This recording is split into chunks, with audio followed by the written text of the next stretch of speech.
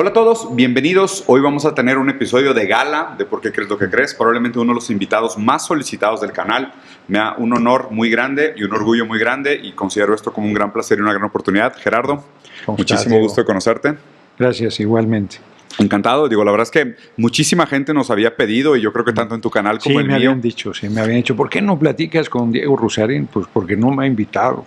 Si me invita, yo encantado. Sí, y la verdad es que yo también había tenido una postura bastante pasiva de yo decir, pues mi canal está abierto y todo. Y dije, no, sabes que ya es hora, voy a extender la invitación, voy a tomar la iniciativa y te agradezco mucho que hayas aceptado. No, hombre, al contrario. Gerardo, la intención de estas entrevistas, más allá de hacer como el formato tradicional que se hace en los medios, como mi interés está mucho por el lado de la filosofía política, a mí me parece que es muy valioso para la gente que pueden escuchar de ti un poco de tus posturas filosóficas e ideológicas para justificar por qué tomas las acciones y por qué defiendes ciertas posturas frente a tu responsabilidad pública. Entonces, la entrevista que tenía planeada para ti hoy empieza con un bloque más enfocado a la filosofía y ya después pasamos a temas un poco más prácticos del mundo real. Además, sé que también eres ávido lector y una persona bastante letrada y educada, entonces creo que se va a dar una buena conversación. ¿Empezamos? Cuando gustes. A ver, explícanos tu concepto de libertad. Mi concepto de libertad, pues el ejercicio de tu conciencia, diría yo, de tus principios, de tu visión, de tu compromiso con el ser humano, con tu patria, con el mundo. Yo lo plantearía de esa manera. Fíjate, yo pongo en mi definición librero y libérrimo, que es un superlativo de libre, y sin embargo una concepción de libertad, más que una concepción, la ejerzo. Mira, o sea, la práctica de la libertad. Sí, soy un hombre muy libre, muy independiente. Eso ha sido muy duro en política porque no es fácil. En política se pide la llamada disciplina, que no pocas veces raya en la incondicionalidad, el que tengas que hacer a un lado tus convicciones, tus principios. Esto para mí ha sido más difícil, pero más con la desvelada que traigo, más satisfactorio. Claro. No, más satisfactorio, porque ahora sí que sin ninguna arrogancia, pues lo que tengo no me lo ha regalado nadie. Soy parte de un movimiento colectivo, nada se logra de manera individual, claro, pero la voluntad, la constancia es importante, ¿no? Entonces yo diría que la libertad es el ejercicio de tu responsabilidad y de tu visión del mundo. Siguiendo con esa pregunta, digo, porque la primera pregunta casi es tramposa, diciendo de que cuál es tu concepto de libertad, porque me interesa entender como tu postura ontológica frente al determinismo. ¿Somos nosotros consecuencia de causas anteriores? ¿Somos libres de ejercer en un vacío? ¿Sabes? Esta distinción entre nacemos yo creo que la gente está condenada, la inmensa mayoría, que se la chupe la bruja. No es un asunto de voluntad, no es un asunto de determinismo, no es de que el que quiere puede. O sea, sí estás en un sistema donde hay un libro muy bueno que escribió un hombre que se llamó Janos Sekelic, se llama Tentación. Ese hombre hasta los 13 años fue analfabeta. Su madre era jefa de familia, o sea, madre soltera, entonces lo deja ahí encargado. Lo traigo a colación porque tú lees el libro, iba a ser 3 etapas y solo hizo el primero, es buenísimo. Lumen lo publicó y ahí queda claro que está condenado el pobre a que se lo chupe la bruja. Sin embargo, él ganó el Oscar al mejor guión cinematográfico a final de los 30, pero es una cosa excepcional. O sea, se da una serie de condiciones, yo creo que tuvo gente que lo orientó políticamente, que le generó conciencia. En mi caso, yo creo que fue la universidad, la Autónoma Metropolitana. Cuando yo fui a la UAM, me burlo, de cada 4 materias, 5 eran de marxismo, entonces tengo una formación en ese sentido muy sólida. Veíamos corrientes filosóficas, historia, una serie de cosas que me dio una formación académica muy sólida y que me permitió tener una conciencia y que por lo tanto, aunado a mi carácter, me fue llevando a tener conciencia y por lo tanto a ejercer y a defender mi libertad. Ya, entonces, o sea, tratando de conciliar lo que respondiste en la primera y la segunda parte es, o sea, la libertad es el ejercicio de la conciencia del individuo, pero dentro de una serie de condiciones materiales determinadas, que influyen en su capacidad de ejercer la libertad. Pues que influyen y no.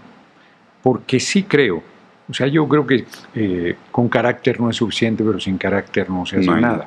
Claro. Y entonces yo sí estoy convencido que si tú eres lo suficientemente tenaz, no estoy diciendo que el que quiere puede, lo que estoy diciendo es que tú puedes no doblegarte, no rendirte, no claudicar, no ceder, no conceder, y es un precio altísimo el que pagas por todas esas cosas. O sea, la libertad es un bien muy preciado y es un bien que no te lo regala nadie, lo conquistas día a día y además no es de hoy y está conquistado para siempre, es de todo el tiempo, de toda la vida, de todo momento. Esa sería mi percepción. Perfecto. Ahora me gustaría entender un poco como tu visión de la ontología, de la división entre cuerpo, mente y espíritu. O sea, obviamente la pregunta que está por detrás aquí es si tu postura frente a la... Me quedaría en cuerpo-mente porque yo soy ateo. ¿Eres ateo? Yo creo que cuando me muera me chupa la bruja y se acabó, no hay nada más. Pues no hay bruja tampoco. Entonces, bueno, decía un amigo mío muy querido, Raúl Álvarez Garín, las brujas no existen, pero de que espantan, ¿no? Entonces, sí, yo diría que eres tú, tu conciencia. Sí, yo ahí retomo el negromante, que antes que Darwin dijo, los seres vivos se sostienen por sí mismos. Dios no existe, los seres vivos se sostienen por sí mismos. Sé que nuestro pueblo es un pueblo muy creyente. Una amiga muy querida por mí, María Fernanda Campa Uranga, la primera mujer geóloga, ingeniera petrolera, atea, comunista, consecuente, una mujer excepcional, un día me dijo, oye Gerardo, somos ateos de closet. Y yo, ¿cómo que somos ateos de closet? Sí, como los gays, que no dicen que son gays, y nosotros no decimos que somos ateos. Yo era diputado federal la primera vez, y traía un campañón encima terrible. Me dijo, pues hay que asumir que somos ateos. A ella le valía madre la actividad, los cargos, era de bajo perfil, una lideresa excepcional. Y yo dije, puta, cuando diga que soy ateo me va a cargar la tea a las muchachas. Claro. Y son de las cosas que más respeta a la gente. Fíjate, yo creo que tiene influencia el Estado laico que desde mediados del siglo XIX en México se estableció, que la gente no se hace bolas en ligar la política con la religión, ¿no? Sí. Y entonces, sí, entonces mente y cuerpo, sí. O sea, te quedas en la división mente y cuerpo. Sí. Sin espíritu. O sea, digo, entiendo, sinceramente no. Pues usas espíritu como esencia, como... Claro. Pues que incluso la división mente y cuerpo ya también le pone un componente muy pesado ideológico, porque pues la idea de, o sea, ¿puede existir un cuerpo sin mente? No. ¿Puede existir una mente sin cuerpo? Todavía no. O sea, peor todavía, ¿no? O sea, pensar en un cuerpo sin mente se me hace más fácil que pensar en una mente sin cuerpo. Bueno, un cuerpo sin mente es solo que hablaras de la derecha. ¿No? Abundan. Aunque hay gente muy preparada, yo hubiese pensado que no habría revolucionarios de derecha, que no habría gente culta de derecha, sí hay. ¿No? Luego voy a poner ese tema en el tintero porque sí me gustaría platicar contigo sobre el concepto de revolución desde la derecha, que me parece interesante platicarlo. Pero siguiendo para terminar de mapear como tu ontología de mundo, ¿cuál es tu concepto de historia? Concepto de historia. ¿Es la historia una dialéctica? ¿Es la historia una línea? ¿La historia es un desconecto? ¿La historia es una metanarrativa? ¿La historia es una ciencia? Pues es un poco de todo, aunque yo diría que la historia, como el derecho, es la manifestación de las cosas en un contexto dado, aunque siempre hay gente, como está todo el abanico de posiciones en ciencias sociales, es muy claro que no hay neutralidad, y que no hay neutralidad, que no hay esta objetividad que se plantea, sino que siempre el observador tiene una definición política y por lo tanto una condición, pero sí hay historia dominante que escribe, pues ahora sí que escriben los vencedores, ¿no? Decía Benjamin. Pero siempre hay testimonios que dejan constancia de otras visiones y de otras posiciones. Estoy leyendo la Comuna de París por uno de sus actores. Mira.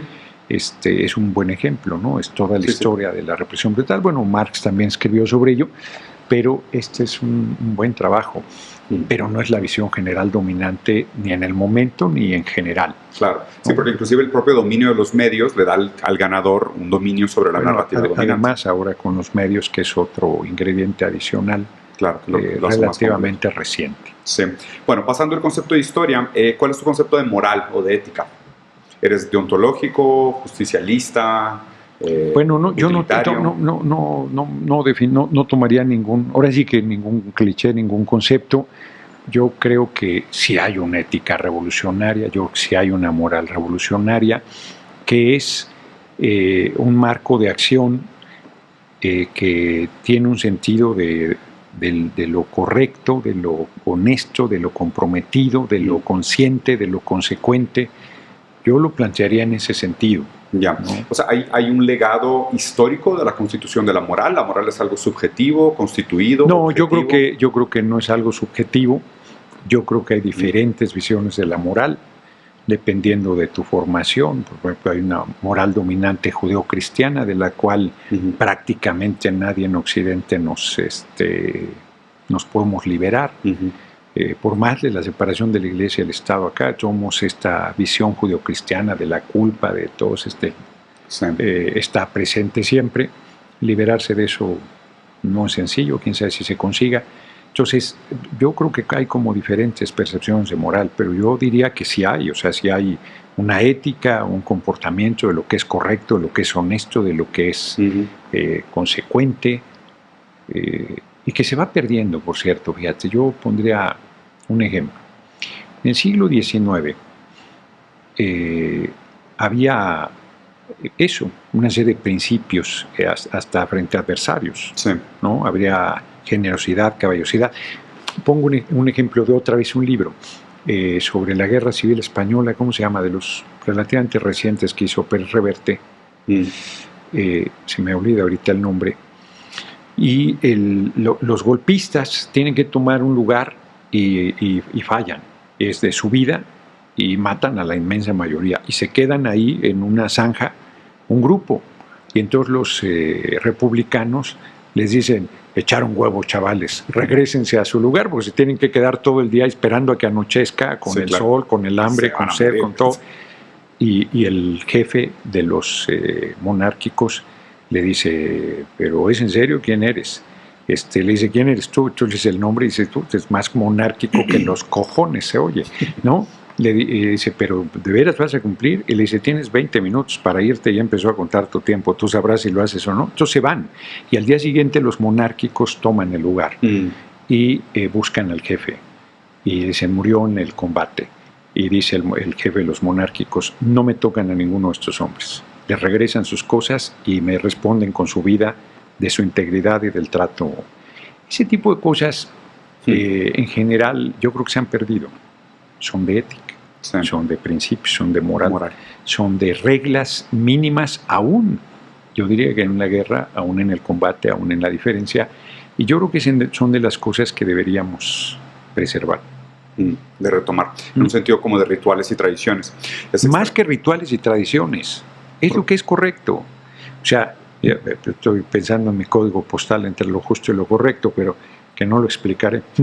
Pero no, hay más, yo creo que más allá de discusiones, sí hay cosas que son correctas. Que son objetivamente buenas. Exacto. Yo creo que lo hay. La defensa de la vida. Por ejemplo.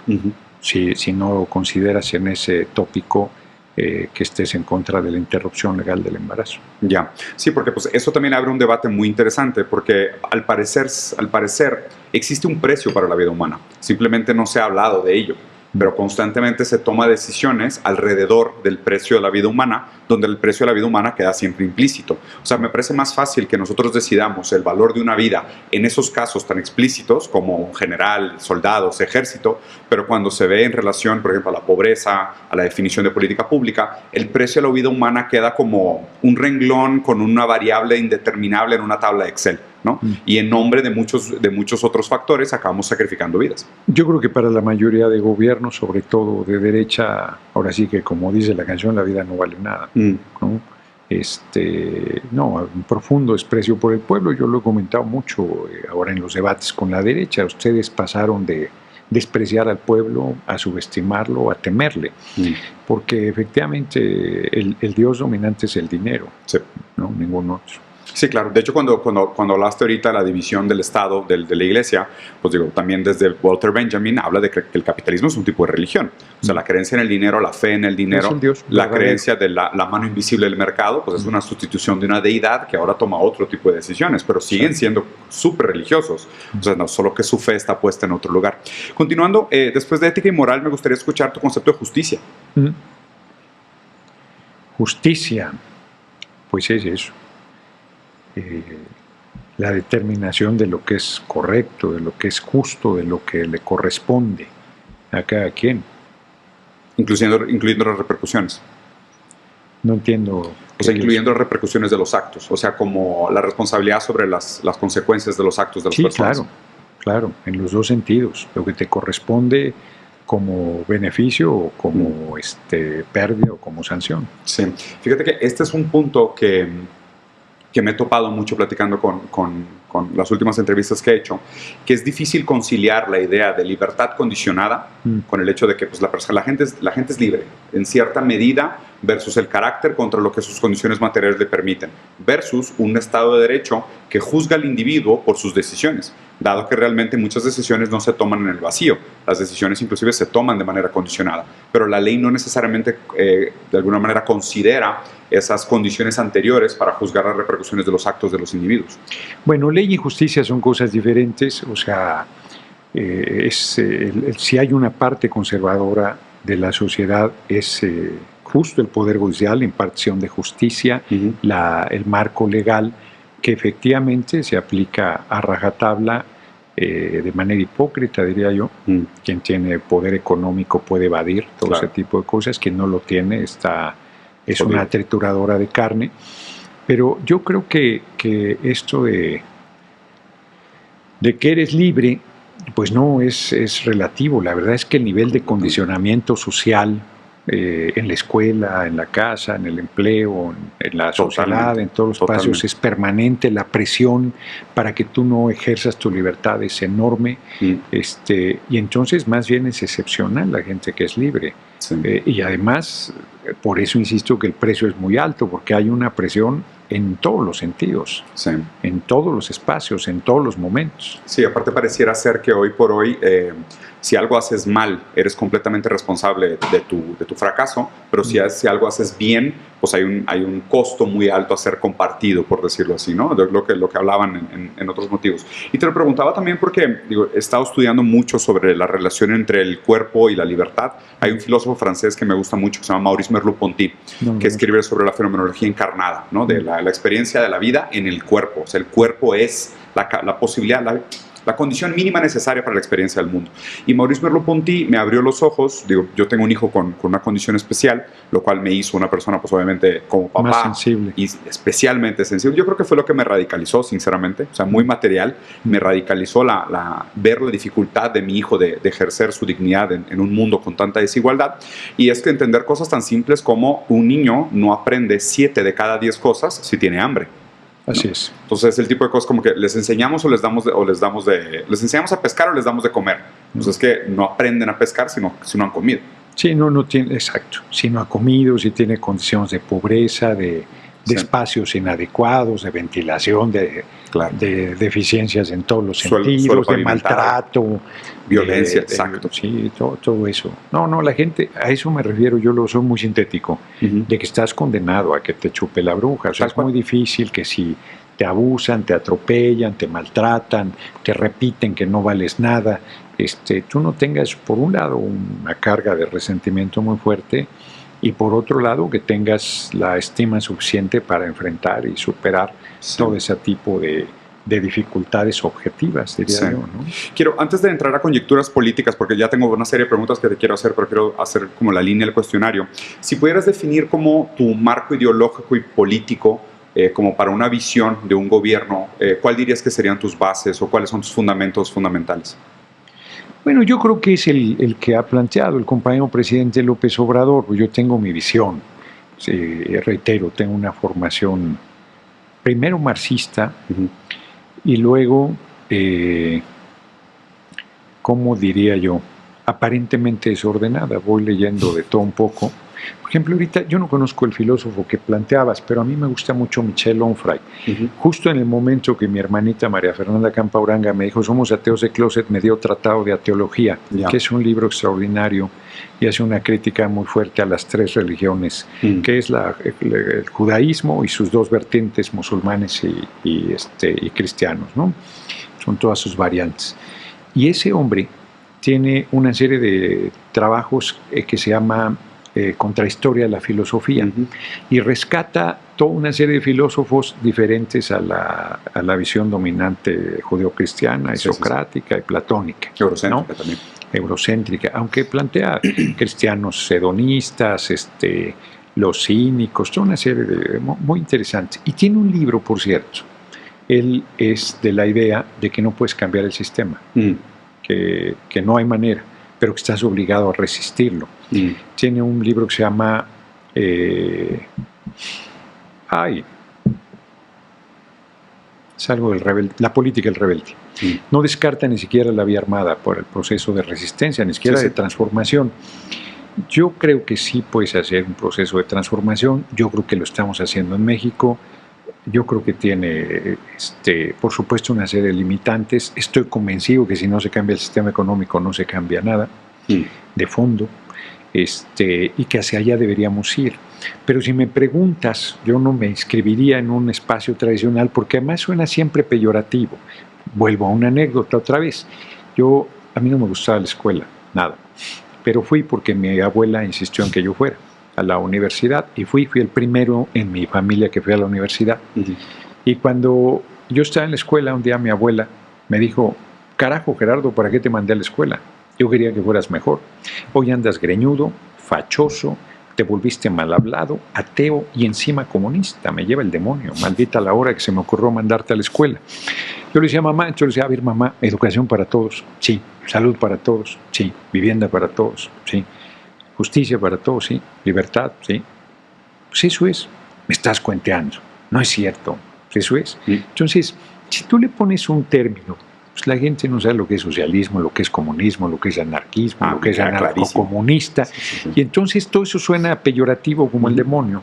Y por eso es muy afortunado un primer paso que hace el compañero presidente López Obrador con el humanismo mexicano, que es como una reivindicación de las corrientes, yo digo, más progresistas del nacionalismo revolucionario, y una serie de planteamientos, por cierto, yo diría de moral cristiana, de compasión, no en el sentido de que tradicionalmente se conoce, sino de empatía, de respaldo, de erradicación del racismo, del clasismo, de solidaridad, de fraternidad, ¿no?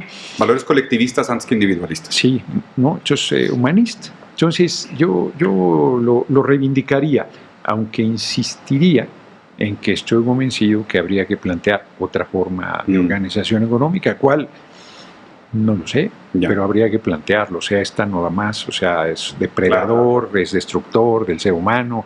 Decía Carlos Marx, el capitalismo ataca sus dos fuentes de riqueza, ¿no? Entonces, el ser humano, exactamente. Sí, hay un detalle importante que me gustaría escuchar tu opinión, porque, para mí una de las características más definitivas del modelo económico es la propiedad privada de los medios de producción, ¿no? Y esto, pues, sacado casi directamente de Marx. Y yo una de las reservas que he tenido contra los discursos que se posicionan hacia la izquierda, sobre todo del lado humanista, es que buscan más trabajar sobre los resultados de los cambios antes que las causas que perpetúan las condiciones materiales que producen esos resultados. ¿Okay? ¿A qué me refiero? Yo fundamentalmente sería totalmente de acuerdo con mayor justicia, mayor división o sea, si se produce, se divide, el beneficio nos comparte a todos porque somos colectivos, nadie hace nada solo, o sea, comparto todos esos valores, pero lo que a mí me produce algo de frustración es la falta de conversación sobre la propiedad. Y eso me parece muy importante, ¿no? Porque mientras trabajemos sobre esta línea de la división de los resultados, pues obviamente la derecha fácilmente se puede defender diciendo, pues nosotros somos los que producimos riqueza, ¿no? Y obviamente sabemos cómo se desmonta ese discurso también, pero mientras nosotros no le damos a la clase trabajadora potencial a través de la propiedad, tener vida digna, tener vivienda propia, tener los medios de producción, capacidad productiva, los hacemos casi dependientes de ese proceso igualitario, ¿no? que han hecho muchos gobiernos progresistas. ¿Cuál sería tu lectura sobre eso? Yo creo que habría que apostar a formas de producción colectiva, de empresas sociales, de cooperativas, comunas. Sí, o empresas sociales, que no necesariamente es el término de cooperativa como tal, pero sí de empresas colectivas que vayan satisfaciendo necesidades fundamentales, que se vaya quedando en claro que la riqueza se produce con trabajo de ninguna otra manera. Exacto. Y que pongas la prioridad en las necesidades de entrada primarias de la gente y después ir mejorando las condiciones de vida. Sin duda. Ahí, mira, yo por ejemplo diría China, que se asume comunista, que es una economía, me parece, capitalista, con un desarrollo poderosísimo, pero que ha vinculado la experiencia nuestra de la economía mixta, de propiedad social y de propiedad privada, de desarrollo económico, ha mejorado condiciones de vida de la mitad de la población, nos ha sacado de la pobreza. 800 millones de personas. Es un régimen autoritario, sí, una serie de cosas, pero en la parte económica y de beneficios de la sociedad es indiscutible la mejoría de las condiciones de vida. Yo no diría que ese es el modelo que nosotros deberíamos seguir. Nosotros vivimos, diga lo que diga la derecha, una democracia, una participación del pueblo cada vez mayor, un nivel de politización muy importante, con cosas que superar, como esta idea de que va a ser quien se dedica a la política quien te va a resolver, qué va a hacer si lo pones en la ley queda resuelto. Hay conciencia y no del poder que la gente tiene, y yo creo que es ahí donde hay que poner el acento en la creación de organizaciones democráticas, sindicales, campesinas, de mujeres, de trabajadores, de obreros, empresarios, que empecemos a impulsar y a pensar y a plantearte una serie de cambios estructurales que mejoren verdaderamente y de raíz.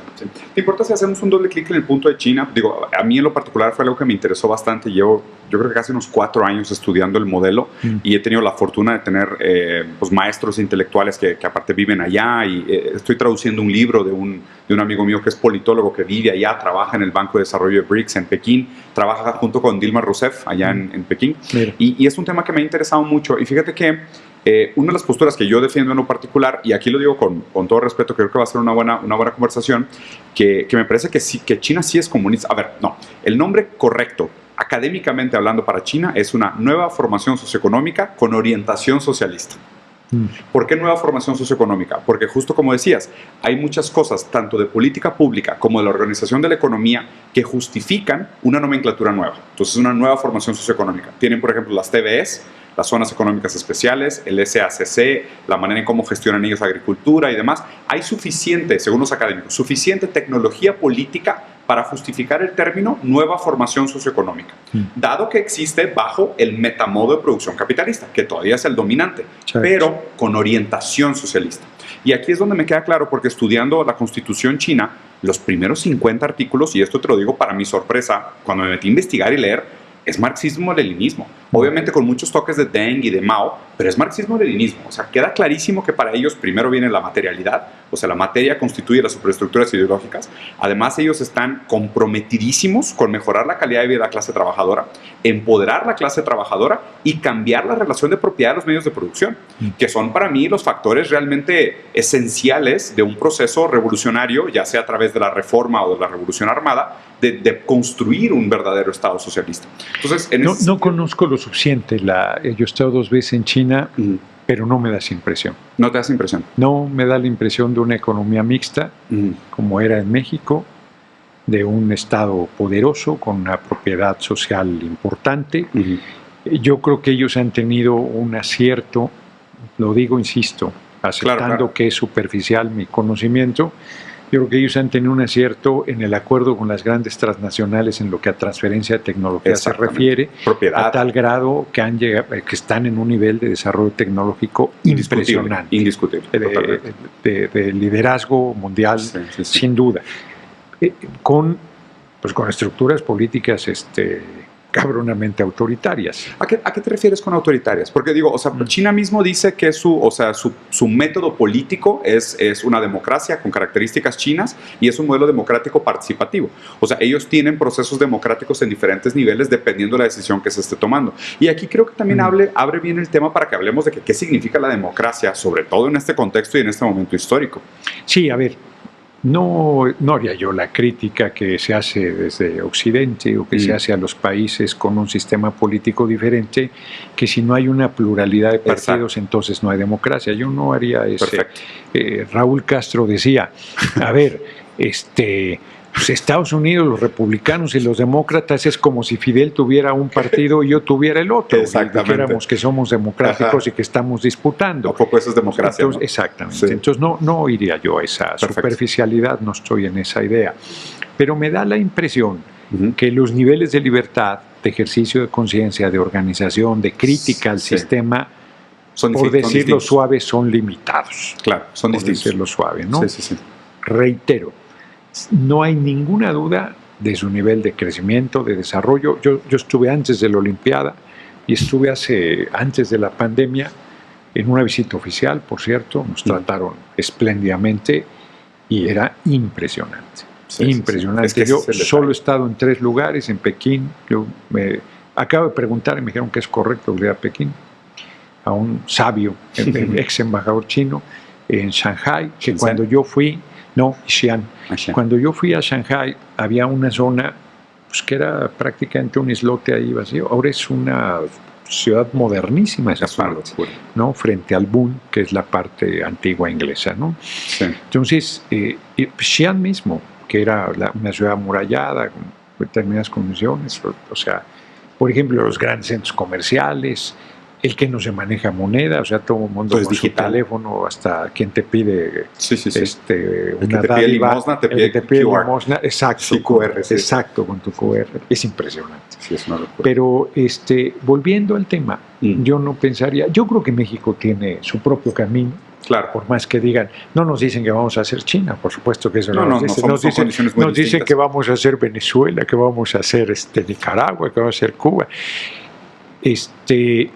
Yo creo que nosotros tenemos nuestro propio camino. Yo creo que la experiencia china sí es relevante de revisar, sobre todo en lo que a transferencia de tecnología se refiere. Nosotros tenemos una inversión extranjera muy importante y transferencia de tecnología nada, beneficios nada, un saqueo permanente, acciones. Nada. Ni acciones. Nada. Sí. Porque fíjate que a mí me tocó, y digo, en mi época todavía prefilosofía, cuando era todavía empresario, me tocó fundar empresas en Asia.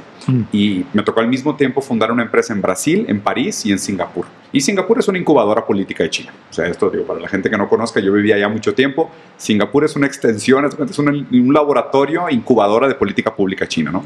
Los bancos son chinos, digo, vivir allá es muy, muy evidente. Casi 40% de la población es de ascendencia de segunda generación china, es bastante evidente. Pero, por ejemplo, en Brasil me tardé 3 meses en abrir una empresa, en Francia 1 mes y en Singapur 1 día. ¿Qué tal? Pero ahí te va el detalle. Abrir una empresa en Singapur como extranjero, tú tienes que tener un socio local que sea dueño del 50% de las acciones. Esas son las zonas económicas especiales, ¿no? Que es justo a mi punto lo que comentaba de la importancia sobre la propiedad de los medios de producción. Porque tú, por ejemplo, llevas una montadora, llevas Tesla a China a que te ensamble los carros y China te dice, vale, pero tienes que hacer transfer de inteligencia, de capital intelectual y además acciones. Tienen que quedarse en manos de accionistas chinos. Porque así también a través del SACC, que es la Comisión de la Administración de los Assets del Estado, que es ahí donde te digo que hay suficiente tecnología política y de tecnología pública para justificar la nomenclatura de nueva formación socioeconómica. O sea, realmente, digo, como me he clavado mucho en estudiar estos temas, hay cosas que veo en China que digo, esto no existe. O sea, esto no ha existido. O sea, son realmente invenciones políticas de China. Y es muy interesante cómo a través de esos procesos de transferencia, no solo de capital intelectual, pero sino a través de la propiedad que les permite al gobierno decir, oye, a mí me vale que seas Tesla. Yo voy a poner ingenieros míos que estén alineados con los intereses del Estado a ver cómo se fabrican tus baterías. Y eventualmente llegamos a BYD. O sea, es como inevitable el camino. Y a mí lo que me produce mucho, no quiero decir rencor, pero un poco de envidia saludable, es ver cómo ellos, como tú mismo dijiste, en un periodo tan corto, y a través de una inversión tan grande en infraestructura, capitalizando la propiedad de los medios de producción y la tecnología, hicieron una transformación estatal. O sea, comparando China contra Estados Unidos, China reinvierte en infraestructura 94 de cada 100 dólares emitidos. ¿Qué tal? China y Estados Unidos 37. O sea, ahí también se ve mucho la diferencia en la superindustrialización que logró China y los milagros de infraestructura contra lo que estamos viendo en Estados Unidos, que es una decadencia liberal. Decadencia absoluta. Exacto. Decadencia absoluta. Entonces, preguntándote específicamente ahora sobre el tema de la democracia. Este es el año de la democracia, ¿no? El 2024 a nivel internacional es históricamente cuando más gente va a participar de procesos democráticos. Y al mismo tiempo me parece que el mito de la meritocracia está erosionado, o sea, está sufriendo. ¿Cuál es tu lectura de este proceso? ¿Qué está pasando? Y obviamente entendiendo que México también tiene su propia velocidad. Bueno, en México yo creo que es un nivel excepcional de participación de la gente. El resultado fue una locura. Exacto. Sí.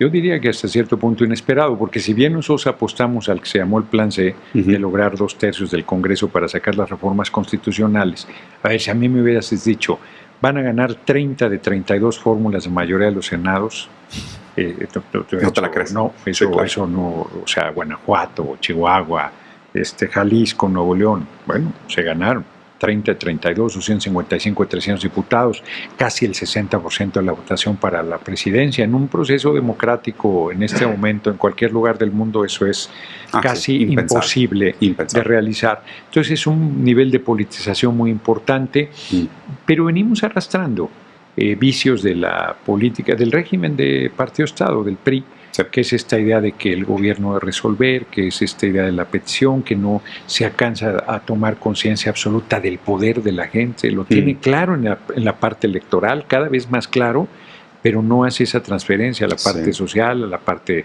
política, no política electoral, sino a la parte política, de organización, de empuje, de profundización de la transformación por la propia gente. Lo digo de esta manera. Alguna plática con el presidente Maduro de Venezuela dijo, es impresionante lo que está haciendo López Obrador de sus mañaneras y tal, el respaldo popular que tiene. Dice, pero ustedes están cortos en la organización popular, en la organización de sindicatos, organizaciones campesinas, la organización de la gente, ¿no? En todo ese nivel de participación, la gente está ahí.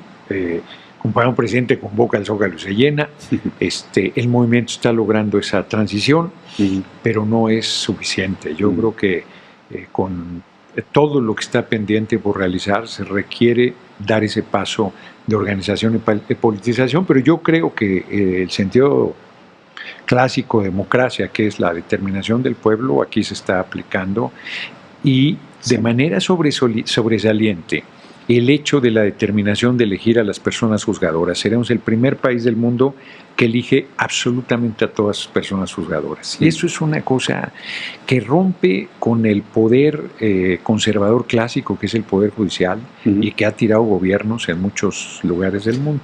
Entonces, ese me parece que es una aportación que va a ser muy importante de nuestra patria, de verdad, a la humanidad, lo digo sin arrogancia y lo creo con absoluta convicción. Justo a un poco de eso apuntaba mi pregunta, porque me parece que se podría generalizar prácticamente a nivel internacional, donde hay una democracia burguesa avanzada, liberal, tradicionalmente. Ahorita las elecciones se ven así. Un día antes del resultado de la elección, los dos candidatos dicen que ganaron, casi se exageran los números. Al día siguiente de la elección los dos llaman fraude, y después de que sale la presidencia empiezan los intentos de impeachment, de tumbar, y después que alguien deja el poder, el otro intenta culparlo, meterlo a la cárcel o incriminarlo, ¿no? Y digo, obviamente con niveles de éxito y frustración variables, pero prácticamente este mito narrativo es el mito dominante de la democracia actual, ¿no? Obviamente yo entiendo mucho desde el lado del pueblo cómo se percibe esta narrativa, y entiendo por qué la gente acaba diciendo todos los políticos son iguales o todos los procesos democráticos son iguales, y de nuevo, entiendo que hay niveles de intensidad para este mito, pero me parece... Yo creo que en México eso está en buena medida superado. Sí. Yo creo que en nuestro país la definición, pues ya no hay una polarización, no hay tal. O sea, es una minoría la que... No es Twitter. Y cada vez convirtiéndose más en minoría. Yo sostengo que la oposición está condenada a la intrascendencia si siguen la lógica que ha venido desarrollando.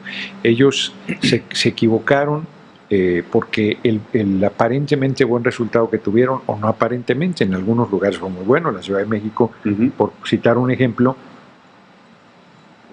fue producto de la pandemia. Esto es del golpe, del desgaste, de las dificultades sentimiento acumulado. Con la elección intermedia ahí metida. Y entonces ellos pensaron que la alianza PRI-PAN era exitosa. Yo decía, les pongo un monumento si se van juntos. Ideológicamente. Y ahora en esta elección presidencial quedó claro que la gente repudia y están en una situación muy difícil, porque si van juntos están jodidos, y si van separados la gente sabe que son lo mismo. Y además siguen con la de nuestro, la mentira, la intriga, la calumnia. Entonces nosotros estamos en un muy buen momento, en una creciente politización. Podríamos en 6 años tener una votación superior, pues, quién lo sabe, difícil. El problema de la unidad es fundamental, el problema del nivel de politización, porque también es cierto que en estos procesos se concentra. Hay un fenómeno y una tendencia y una tentación a fortalecer las decisiones populares en detrimento de la participación democrática de la gente.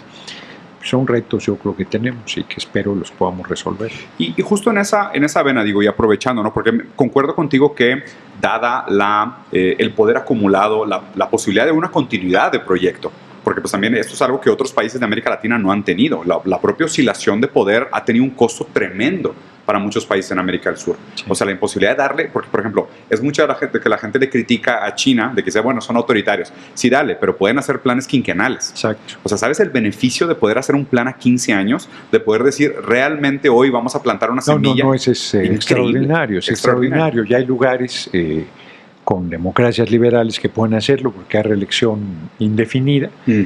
Y hay lugares donde es muy complicado. O sea, aquí nosotros, el relevo, el liderazgo, el compañero presidente López Obrador, que es un liderazgo gigantesco, excepcional, se veía muy complicado. Muy complicado. Y yo creo que ha logrado hacer el tránsito. Yo creo que hace para darle continuidad al proyecto. Sí. Entonces, y en esa vena específicamente, digo, a mí un proyecto que me parece muy interesante y me gustaría escuchar tu opinión es el proyecto de las 40 horas. Porque, pues digo, México es hoy por hoy el país número 2 con más horas de trabajo en el mundo. Sí. En promedio, el mexicano trabaja más de 5 días a la semana, 48 horas totales a la semana. 1 de cada 4 mexicanos, incluso más, que lo permitió por la ley. O sea, ¿por qué siendo algo que favorece tanto a la clase trabajadora y está tan alineado a la idea de la transferencia del capital y la propiedad y la plusvalía, por qué no ha sido un proyecto que se le da la prioridad? Yo creo que tiene que ver con la correlación de fuerzas. A mí no me tendrías que convencer de la necesidad de mejorar sustancialmente los derechos laborales. Del trabajador. ¿No? O sea, tú sí estás de ese lado, por decirlo así. No, sí, absolutamente. Pero yo le decía a la gente, a ver, ponle las 40 horas. Y luego no te las respetan. Claro. Porque no tiene sindicato, 9% de la gente tiene sindicato. Habría que tener un brazo. La mayoría son sindicatos culebras, no son sindicatos democráticos. Sí. Quienes han creado otros sindicatos disputando al sindicato principal, reproducen los mismos vicios ¿no?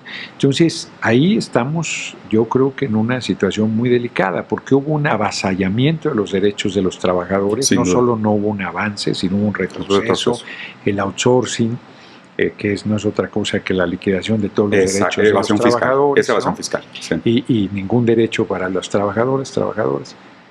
Entonces,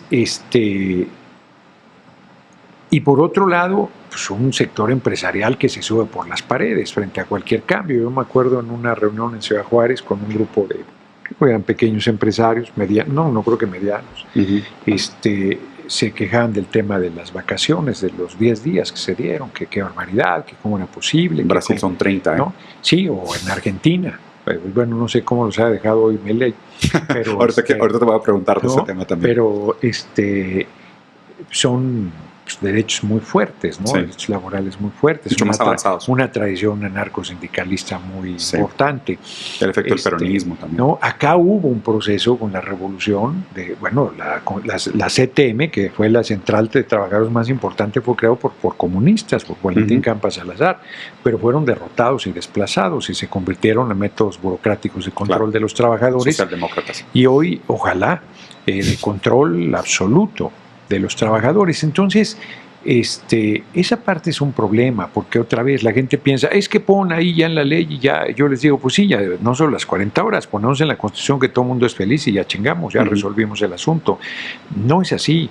Y si no hay una organización que defiende sus derechos, que ejerce sus derechos, que impulse sus derechos. Derecho positivo, no derecho natural. Yo te diría, yo creo que debería haber un contrato colectivo de trabajo básico para todos los trabajadores y trabajadoras del país.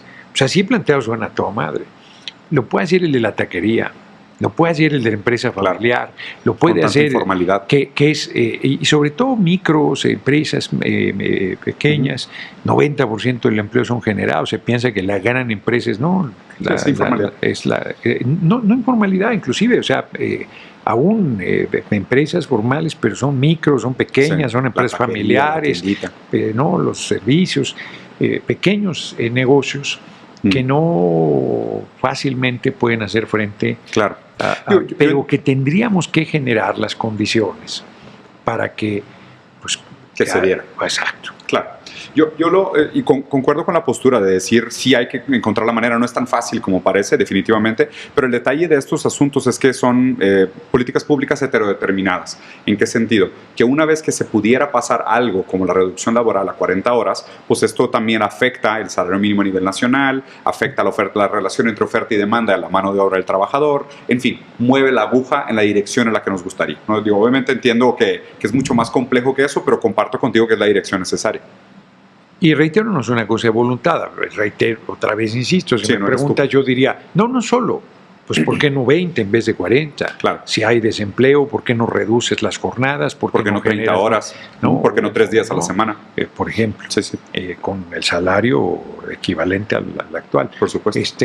No, bueno, se te echas un volcón. Claro. O las pensiones, hay que volver al régimen solidario, es un reclamo legítimo la gente desaparecer las sumas y volver al régimen solidario. Bueno, échate el pleito, son más de 5 millones de millones de pesos que tienen los bancos extranjeros. Si con la reforma al Poder Judicial hemos tenido una presión enorme, inclusive el ataque, exactamente. Podría fragilizar todo el proyecto en sí. No, la relación con Estados Unidos, 90% de nuestra actividad económica, todo eso te pone una serie de dificultades y obstáculos que no es a ver, pues vamos a hacer esto, la política también es supervivencia. Y hasta dónde puedes llegar.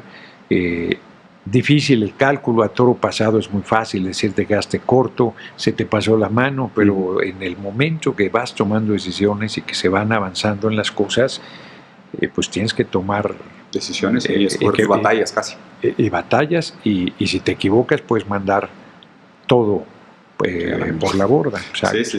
Y de hecho por eso empecé la entrevista hablando de la parte filosófica, porque como que tener claro tus fundamentos ideológicos y políticos permite entender ya después tú en tu posición, pues cuáles son las batallas que escoges, cuáles son las vías que eliges apoyar y en qué momento, pero pues también entendiendo que tienen un lineamiento por detrás de trasfondo. A mí un poco lo que me pesa es que dada la condición actual, por ejemplo cuando se habla de crecimiento de PIB o de GDP, lo ves en contra de distribución y me parece muy raro que la clase capitalista mexicana sea en contra de la jornada de 40 horas cuando hubo claramente un crecimiento del GDP y ellos enriquecieron a costa de la clase trabajadora. Es lo que es doloroso, por decirlo 16 así. Personas tenían 143 mil millones de dólares, si mal no recuerdo, y ahora tienen 161.300 millones de dólares. Les ha ido muy bien. Y en general a toda la iniciativa privada le ha ido muy bien.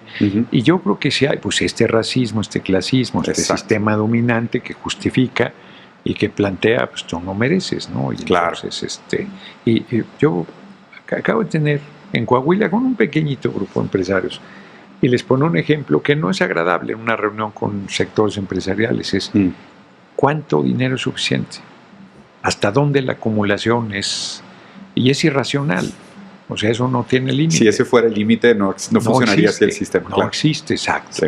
Y entonces, pues eso hace que la competencia es descarnada, que la voracidad sea absoluta, la trampa, todo eso, ¿no? Todo eso. Entonces, por eso yo insisto que sí tendríamos que plantear nosotros el sistema económico Y tú, si dices eso, pues todos se le paran los cabellos. No, estos van a acabar con la propiedad. No, Proudhon, que era marxista, planteaba el tema del mantenimiento de la propiedad privada. Claro. Sobre todo en cuanto a vivienda se refiere, pero no solamente, ¿no? Sí, la no especulación.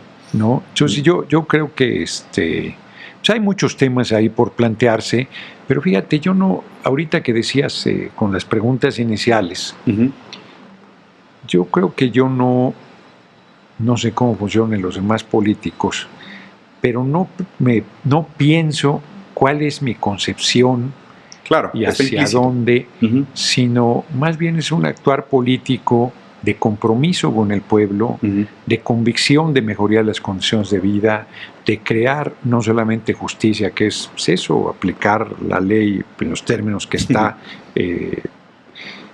sino de justicia social, que es de mejoría en el reparto de la riqueza producida y de mejoría sustancial.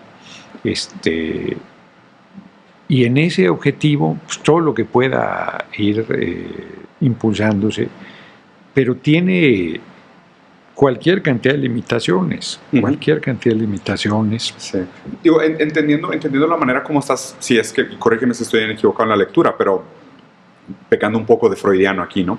Pero pues es la diferencia entre las decisiones conscientes e inconscientes, porque si fueras una persona puramente utilitaria o incluso el fin justifica los medios, tal vez no te parecería mal para nada el modelo chino, porque pues claramente ha sacado mitad de la población de la línea de pobreza y los llevó a la clase media, con un poder adquisitivo y la dignidad que es el resultado que buscaríamos. Pero tal vez tus principios o tus virtudes o tus creencias no concuerdan con la manera en cómo llegaron allá. Entonces tú propones otra alternativa para buscar resultados similares. Entonces yo creo que al final acabas Yo creo que sin libertad, a propósito de lo que planteabas, sin libertad, sin respeto a la dignidad del ser humano, un desarrollo económico es insuficiente. O sea, y cuando digo libertad, me refiero a eso, a que puedas expresar tus puntos de vista, a que puedas rebatir, discutir, criticar, organizarte, impulsar, planear una vida, aspirar a sueños, construir, ¿no? Pero no, o sea, no en término individual, sino en términos de la visión y del compromiso. Horizonte colaborativo. ¿No? Y me parece que ahí sí, con la crítica que hacen los anarquistas del Estado, el Estado es un límite permanente, es un mal necesario, diría yo, y yo sí aspiraría a que en algún momento, fíjate, estoy diciendo cosas que si las sacan de contexto van a decir, no, este tipo está peligrosísimo. No hay anarquista. Y en realidad yo creo, insisto, en que la gente puede... Bueno, el Internet es anarquista. La red es anarquista, das lo que quieres, tomas lo que necesitas, no hay cada vez hay más reglas, pero no las había, van imponiendo criterios, pero esa no era la lógica. La lógica original y el mayor nivel de desarrollo se tuvo en una lógica de aparente desorden, de aparente ausencia de reglas, pero que era pues, no de autolimitación, sino de conciencia, de intercambio. O sea, yo creo que el ser humano puede construir esas formas de organización, debe construirlas. Menos centralizadas, dices. O menos dependiente de una estructura patriarcal o una estructura... Bueno, inclusive ciudades más pequeñas, sustentables, autosuficientes, que no quiere decir que no hay intercambio, no estoy hablando de autarquías.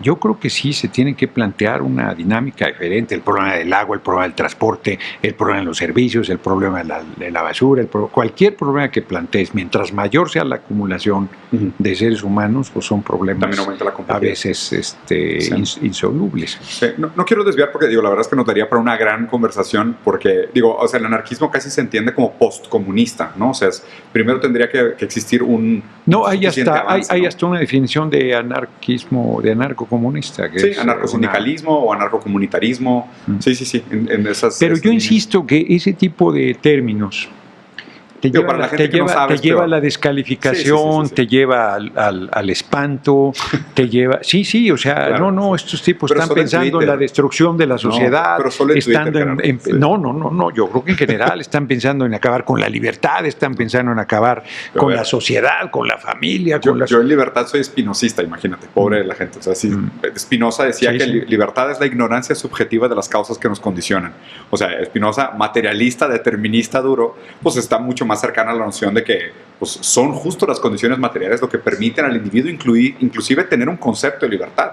Entonces es raro pensar en una sociedad, o sea, pensar en un sujeto no condicionado para nuestro entendimiento de cómo se forma la subjetividad es muy raro. Es que sí y no. A ver, lo personalizo. Lamento hacerlo. Una persona de mi origen no podría estar en la condición en que está. Y no es un logro individual, es un logro colectivo. Lo dije cuando tomé protesta como presidente del Senado. Sin el movimiento del que formo parte, yo no estaría ahí. Sí, sin ese contexto histórico. Pero mi crecimiento individual también determina ese tema. Sí, es heterodeterminado.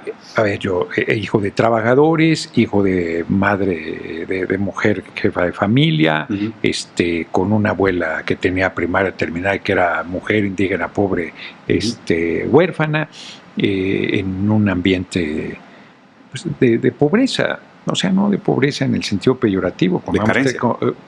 Comíamos 3 veces al día y teníamos un techo y vivíamos bien. O sea, bien en el sentido de comer 3 veces al día, o sea, tener un buen techo, tener un lugar limpio, ventilado, con los mínimos. No teníamos un auto, o sea, pero por eso sí, un auto, no teníamos, no, una serie de cosas.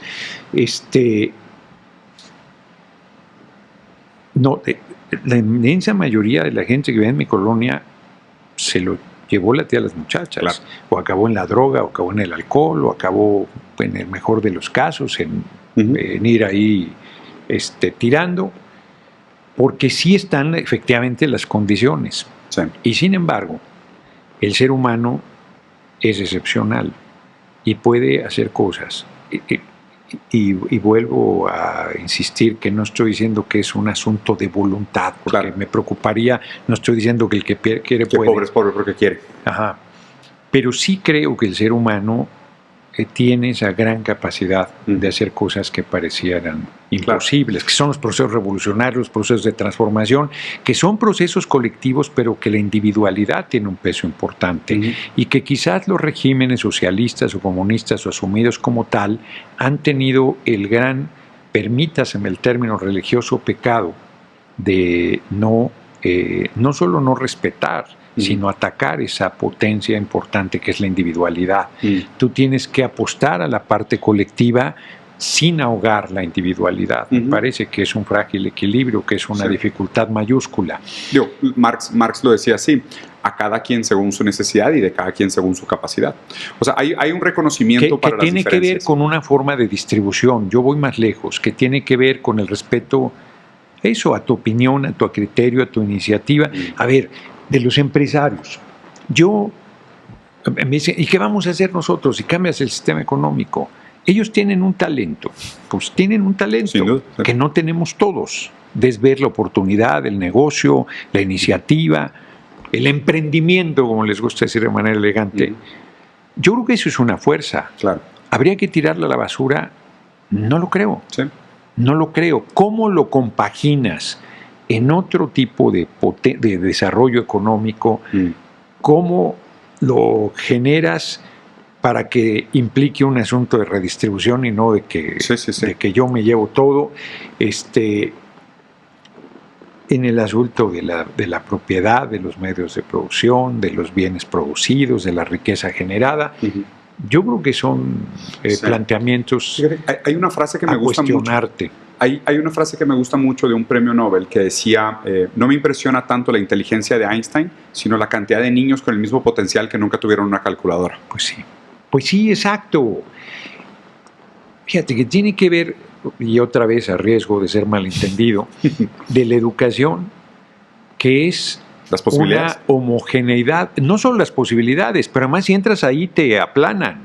te hacen igual, te quitan creatividad. Educativo como obrero. Exacto, que te quitan creatividad, desarrollo, libertad, individualidad. No es ahí todo de... ¿no? Machete. Exacto. Te hacen cuadrado. Exacto.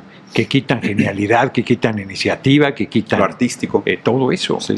No, es que... Hace grandes obreros. Exacto. Esté quieto, usted sea obediente, no se mueva, no hable, cuando yo le digo. O sea, todos esos patrones que hay que romper, que hay que modificar. La educación como un proceso también. Pero que además da mucho miedo, porque la libertad da miedo tanto a quien trata con una gente libre como a la gente misma de ser libre, porque es mucho más cómodo integrarte a un sistema que te guía, te decide, te ordena, te plantea. Versus ser responsable de lo que haces. Sí, yo creo que tenemos que lograr que el ser humano sea consciente de que es el dueño de su destino y que tiene esa responsabilidad y ese compromiso. Sí. Y que no es un asunto individual, es un asunto colectivo porque no hay salvación individual. Sinceramente, o sea, apostar a la colectividad es fundamental. Sí. O sea, y me parece que tu definición, o sea, ahora como estás planteando la relación entre libertad y determinismo, está muy cerca a la manera como lo plantea Ortega y Gasset, que también está muy cercana a la noción de libertad del marxismo, que es, o sea, el ser humano ejerce su libertad bajo condiciones que él no eligió.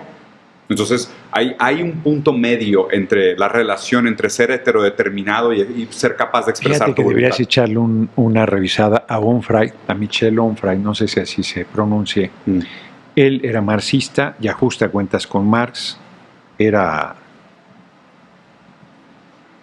¿Qué otra? ¿Freudiano quizás? No estoy seguro. ¿Marxista? No estoy seguro. Pero era marxista y no ha podido ajustar cuentas en la parte filosófica con su gran referente, que ahora olvido quién es. Pero él plantea las cosas mucho más allá del marxismo, en el sentido, insisto, de la libertad, pero no la libertad esta de que se plantea del individualismo, de yo soy y lo demás no importa, sino la libertad en el ejercicio colectivo, en el compromiso, en la transformación, en el esfuerzo en beneficio general. Lo estoy planteando de manera, con mis palabras, lo plantea de manera mucho más compleja. Pero son interesantes. Y yo creo que hacia allá es hacia donde debemos ir. Toda la organización tira hacia el otro lado, hacia que tú te veas el ombligo, a que a ti te vaya bien, a que no tengas ningún compromiso, a que la salvación es individual, a que el que quiere puede. Tú contra el mundo, tú contra tu amigo. Y eso es algo que no se puede cambiar si no cambias las reglas de funcionamiento económicas y sociales. ¿no? Claro. Y que entonces, y todo acaba siendo paradojas, pues que hay que ir resolviendo. Sí, sin duda. Y justo en ese punto me parece que, o sea, hoy por hoy me gustaría preguntarte tu opinión sobre pues dos países de América del Sur que están dando mucho de qué hablar, ¿no? Donde al mismo tiempo por un lado te dicen vas a ser Venezuela y por otro lado pues vas a ser Argenzuela, ¿no? Que ya Argentina se volvió como el ejemplo tétrico que quisiéramos evitar. Y también un poco lo que apunta la nueva derecha de América del Sur y lo que ofrece la política de shock de las doctrinas liberales. Entonces me gustaría saber un poco tu lectura sobre lo que está pasando con esos dos países específicamente. No, fíjate, Argentina es un buen ejemplo de la perversión de las luchas, de los conceptos libertarios, se dice. Sí. Pues libertario es un anarquista. Sí, no neoliberal, destructor de los derechos sociales, de las conquistas alcanzadas por una Me encantaría que le pusiéramos punto y coma a esos términos porque siento que es donde la gente se pierde mucho. ¿Cuál es la diferencia de tu concepción de un libertario y neoliberal? Yo insisto, libertario pues es alguien...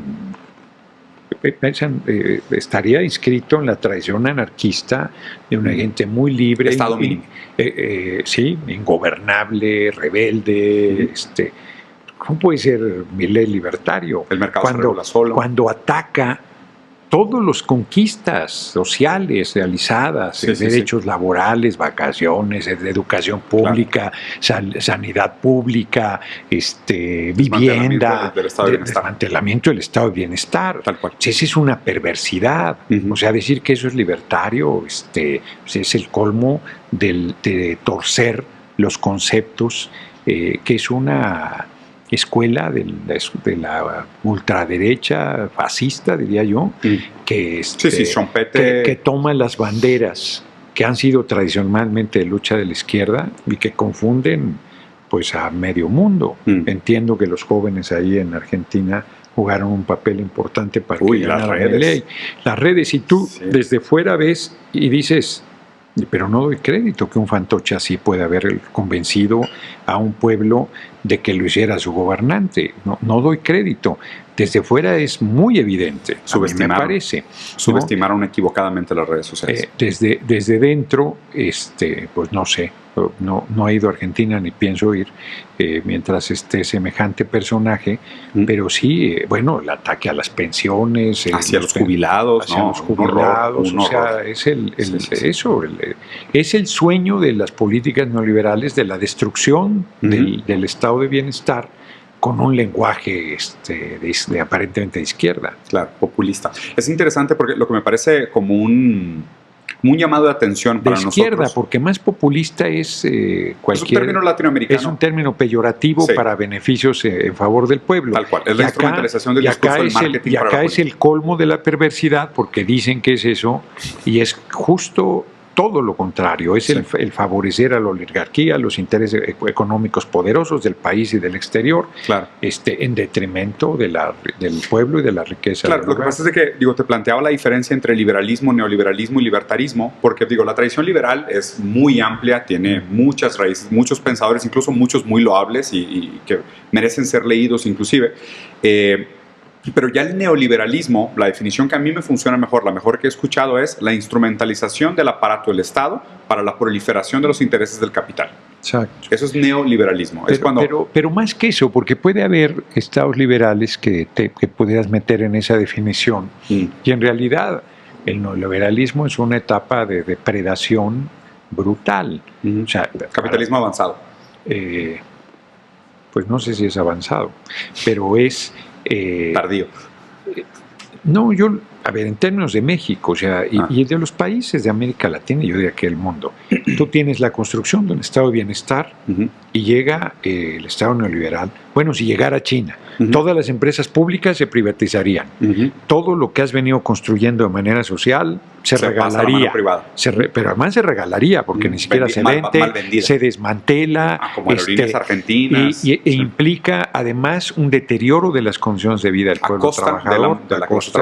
A costa de derechos de educación, de salud, de derechos conquistados. Es un desmantelamiento del estado de bienestar. Eso es el neoliberalismo, porque no es como el capitalismo te lo han vendido, que vas generando cada vez mejores condiciones de vida y una distribución cada vez, exacto, el American Way of Life, que tampoco, porque ahí es también rásquese con sus uñas, todo privatizado, servicios de salud, servicios educativos a nivel universitario, la electricidad, todo, agua, todo es negocio, todo es mercancía, todo es no. Entonces, el neoliberalismo es ese estado depredador, donde te imponen una visión desde el exterior, además, porque no es en beneficio ni de tu grupo, ni de tu grupo empresarial, ni de tu soberanía, ni de tu desarrollo capitalista, sino es del poder imperial de Estados Unidos en decadencia y todo, pero todavía y en detrimento de la soberanía, de la riqueza natural y del bienestar de los pueblos.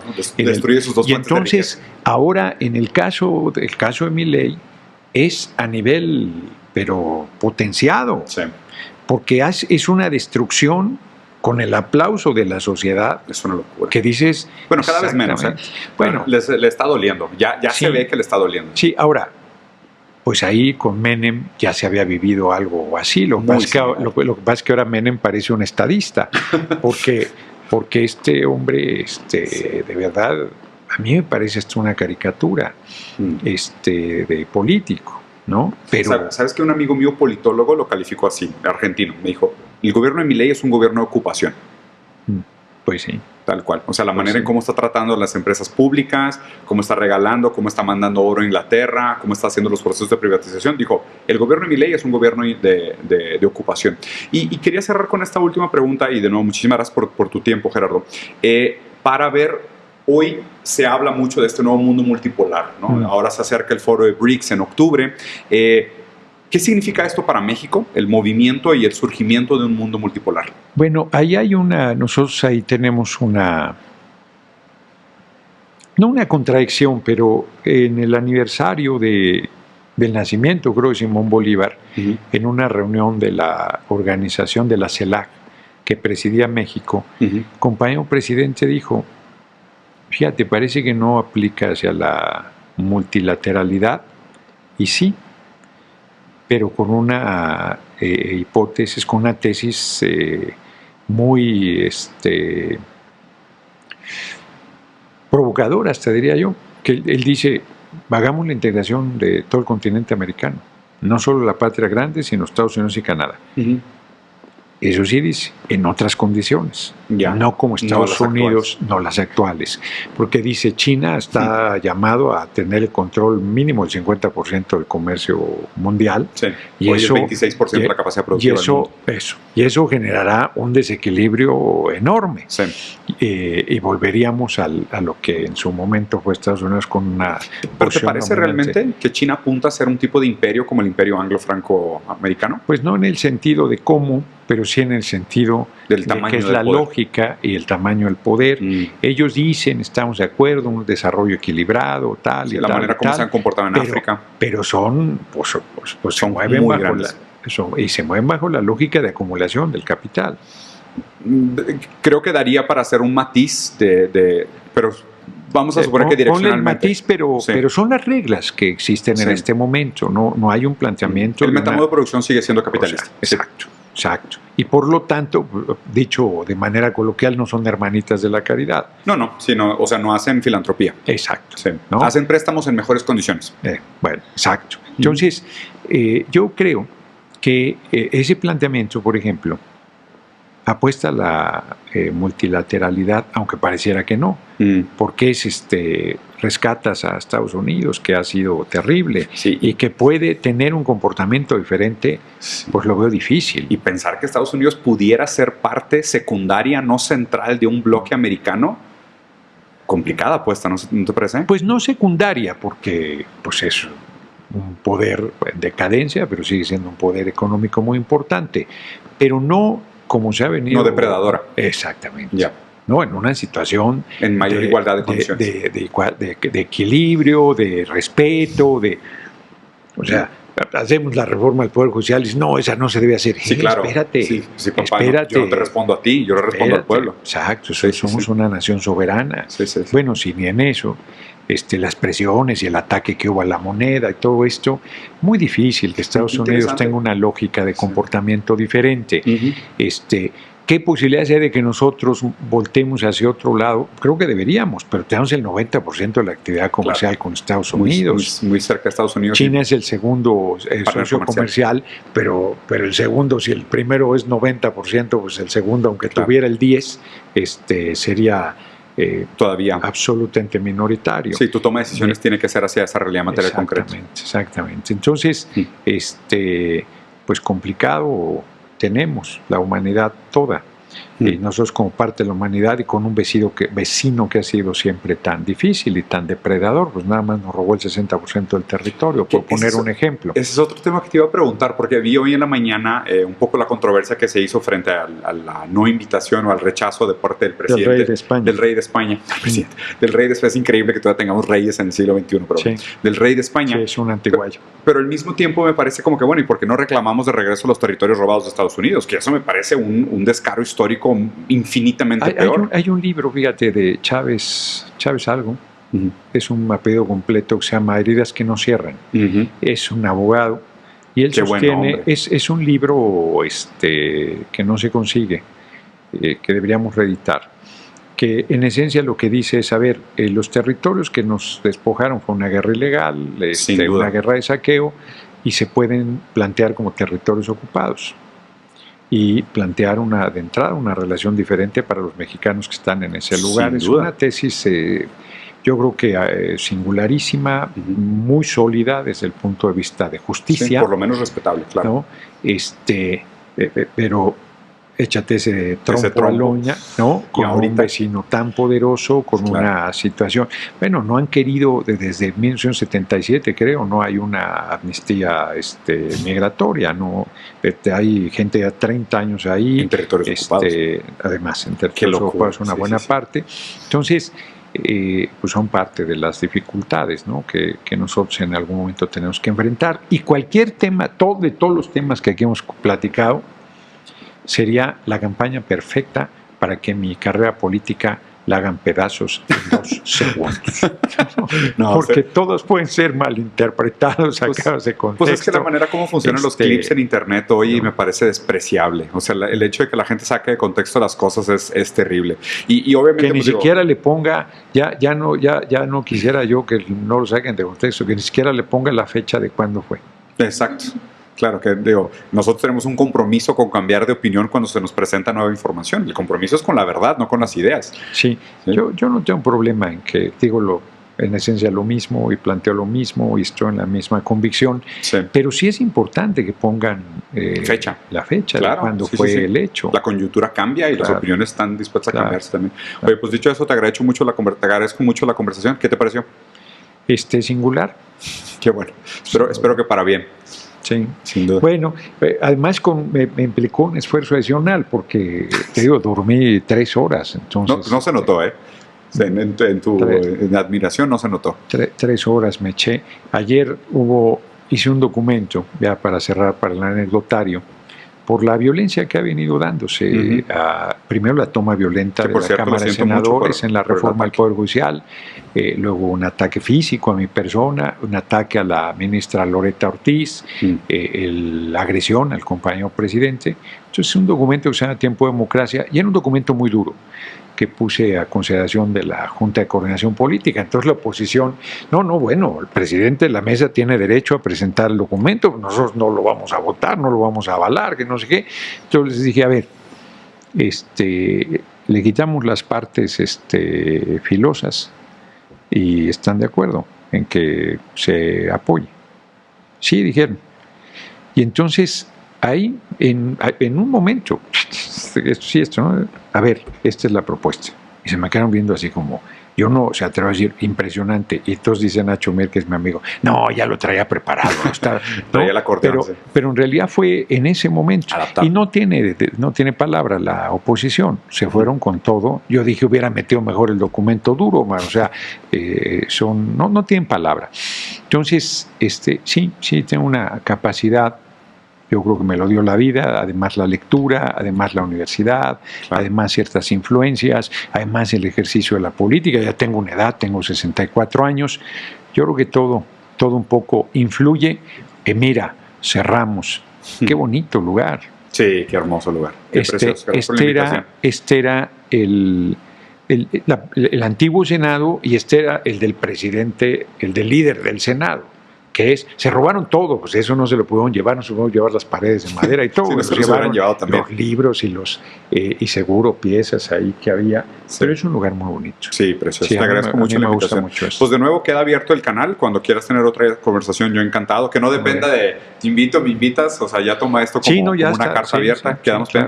Y te agradezco mucho la plática. Sí, lo que pasa es que yo me muevo bajo la lógica de no voy a donde no me invitan, porque además cuando llamas a alguien así como pues no, si yo no te he buscado es porque no quiero, parto de ese criterio, pero si así he ofrecido de que no, cuando quieras conversamos, me parece muy bien, yo no tengo problema en tomar la iniciativa también. Reitero la abertura y te agradezco el diálogo. Dale, ahí estamos. Pues nada, a todo el mundo espero les haya gustado, como siempre dejen aquí abajo sus comentarios, referencias, con quién más les gustaría ver entrevistas y pues digo, si no lo conocen o no saben dónde seguirlo, voy a dejar aquí abajo también las redes del senador para que lo puedan ver, pero presidente del Senado ahora, para que puedan seguir su trabajo. Gracias.